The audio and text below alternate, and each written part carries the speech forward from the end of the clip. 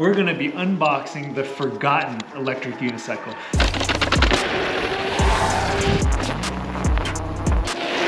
The electric unicycle that no one's talking about.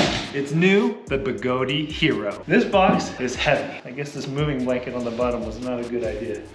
Let's get rid of this moving blanket. 1, 2, 3. All right, look at that. We're gonna unbox this from the bottom, which is what we do with heavy things.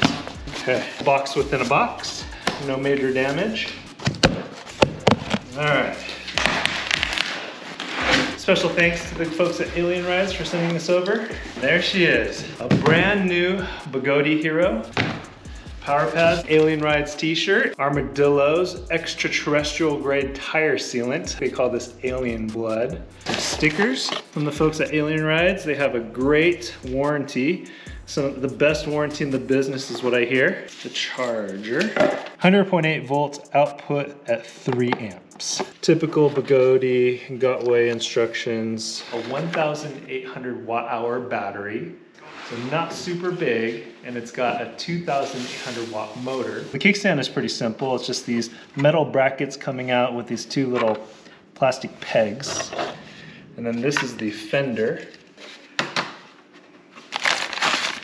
Ooh, so these are nice. CNC, Begode branded. It feels very durable, very solid. And then these spikes are drilled in, so they should be replaceable and adjustable. And also on the bottom here, we can see that these pedals, the pedal angle should be adjustable too, using these screws there. It's held in place by friction, and it feels good. It's not too hard, not too loose. Take a look at the other side here. This one's actually a little more loose than the other one. So there's 4 battery cases.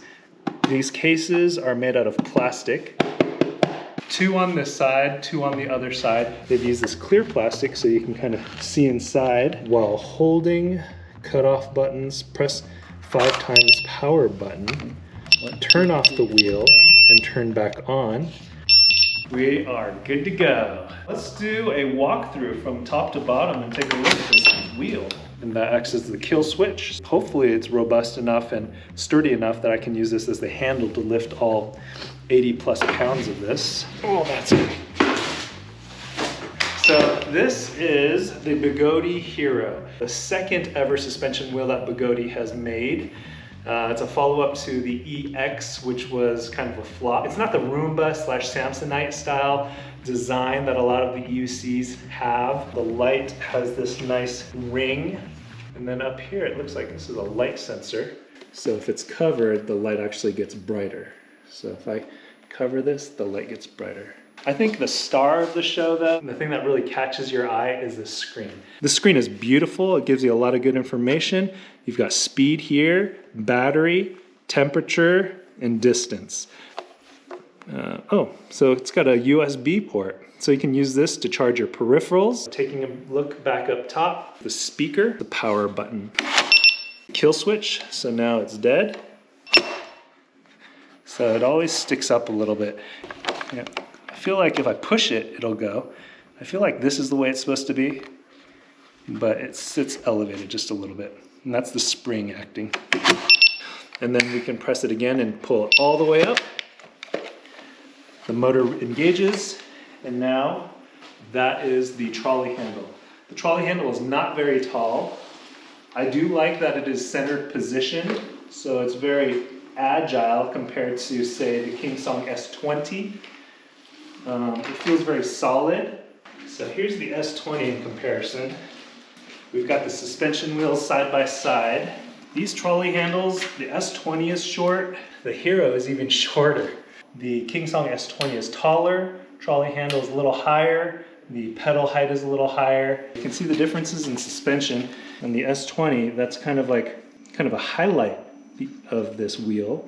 This is definitely taking inspiration from the Kingsong suspension wheels, the S18 and the S20.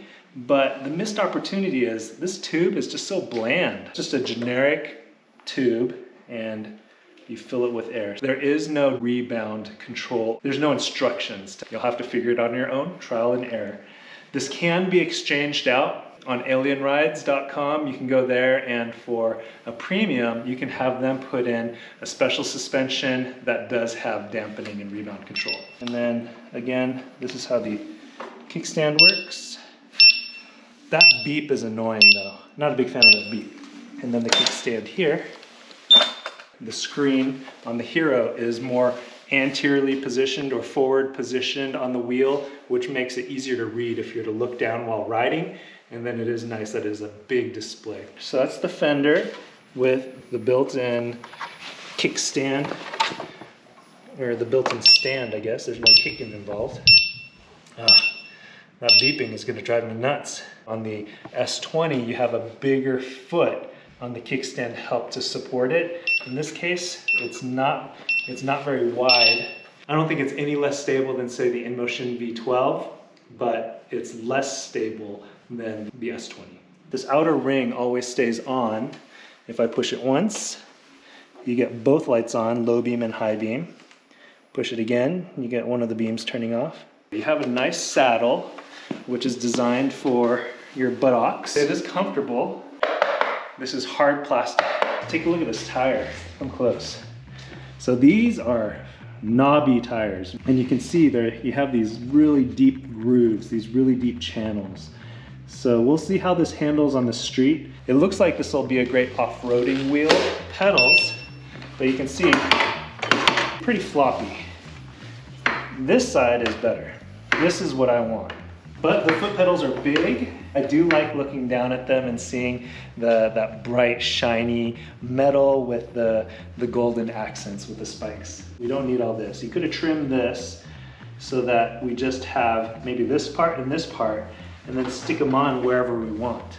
But why all this extra space here? So this is Evie. She's my camera person for the day.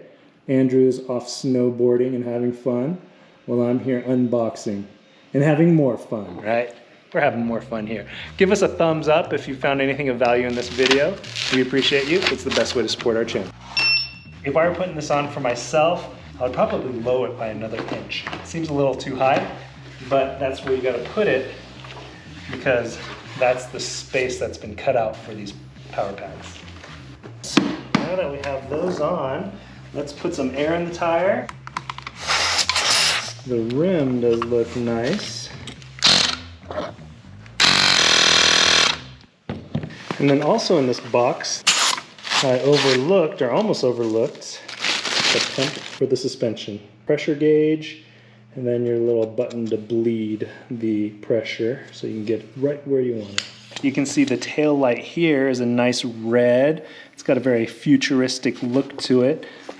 Not sure if it, so it does get brighter with braking. Not super bright though. 2 charge ports down here. Since we're already back here, let's put some air into the suspension. You can see the pressure is almost 0. All right, we're right at 150. There we go. To show you how the spring action or the suspension action works on this, I'm gonna get on this wheel and bounce it up and down. At 150, my 165-pound frame is bottoming this out just by doing that. So we'll play around with the this chamber. I'm just gonna let the air sit in there for a little bit and then test the PSI to see how well it actually holds onto the air.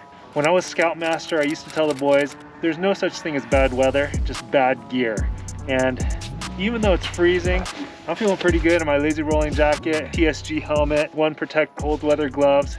I'm doing fine. The wheel is actually doing really well in the snow too. These knobby tires, they say they're not super great for street riding, but for stuff like this, I'm feeling pretty good, especially when I'm going on the grass or on the snow. The one thing though that I'm not a big fan of is the suspension. I pumped it up to 150 yesterday and the suspension just feels too weak. I'm bottoming it out. It doesn't even feel like it has suspension at 150. Who knows, maybe air is leaked out, maybe it's just too cold. I'm gonna go ahead and put some more air in here. You have to make sure you carry a pump around with you, and I'm not a big fan of that. I like to keep things to a minimum. Who knows, maybe once we get this dialed in, it'll feel better than other suspension. Oh, it held pressure pretty well. Pumped it up to 150 yesterday, and now we're just below 150, and that's overnight and in the cold. So let's go to like 200 something. So that was about 20 pumps, and it went from about 130 to 150. This is gonna take a while. People always ask if riding EUC is any type of exercise. I'm getting a workout doing this. Holy cow. Not even at 200 yet. Super tired, and it's really tough to push down on this. It seems like each push is not putting air in. The difficulty level of this is high, I must say. Look at that. Nothing's going in. Okay, that's enough for me. So we're just under 200. Let's see if that's any better. All right, let's see if there's any difference. Before I was bottoming it out at 150. Now it feels better. More spongy for sure. I don't know if you can see a difference. It's just too much effort to try to get that thing over 200. It's a lot of work, and I don't know if it's the pump or if it's the type of air suspension or what. We'll have to play around with different types of pumps. I don't know if you see over there, there's some stairs. Let's go try those. First impressions of that suspension. I don't know if I don't have it dialed in right, but I must need to put more air into it. I just don't feel like it's doing as well as some of the other suspension wheels out there. I mean, it's taking away some of the chatter. It definitely feels better than a non-suspension wheel going off these curbs and off the down the stairs, but So the suspension thing was really bothering me. Was the cold just messing with my ears, and was I just hearing things and feeling things? The next day I took the Hero out with my dog for a walk so I could confirm that the Begode Hero suspension at around 200 psi bottoms out and knocks.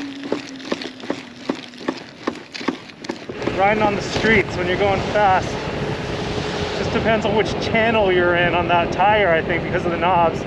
It's tough to get a nice, smooth, straight line.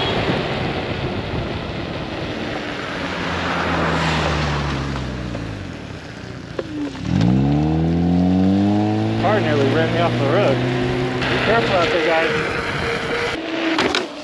Just went over that manhole cover, and it does dampen it a bit, but here comes another manhole cover. It feels better, certainly, than a regular EUC without suspension. It's got good power, good control. I love the pedals. The pedals instill a lot of confidence. Even in these wet, snowy, icy conditions, it feels good. This would make a good off-road wheel, but the battery just won't allow you to go too far or too long, and that's a shame. Why does it seem like the EUC community has forgotten about the Hero, and what would make you consider this electric unicycle? I'd love to hear your thoughts in the comments below. Now to announce the winner of the Universal Clark pads from the Death Wobble video. Congrats to Ottawa Wheeler EUC. Thanks to all those who entered, and thanks to Clark Pads for supporting our YouTube channel. Thanks for watching. When you guys ride, wear your safety gear.